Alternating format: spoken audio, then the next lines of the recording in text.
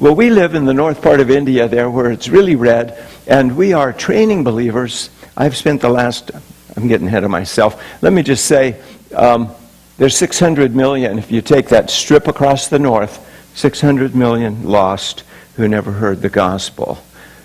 Twice the size of the U.S., twice as many people as in the U.S. The next slide.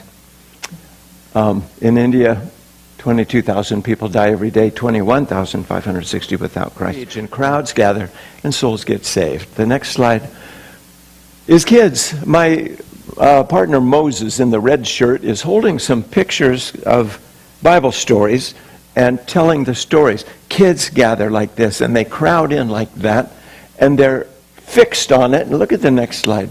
Look at their little faces just staring in amazement. This really happened? This happened? This is a true story?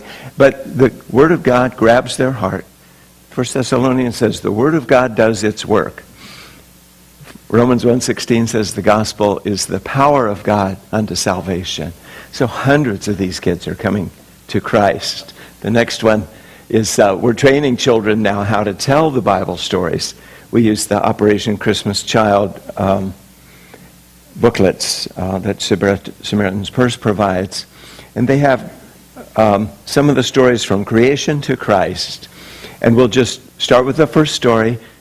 Let them have the book. Let them see the picture. They can't read the words, but they learn the story. The next slide is another crowd of kids in another little place. Another slide. Next slide is them practicing. And the next slide, we ask them to get in pairs and practice telling the story. That's how they can remember it, and that's how they're going to go home and tell it. So here's these two little guys, and here's two little girls telling the story to each other. Practice. And then we say, now go home and tell your parents and tell your neighbors, and they do it.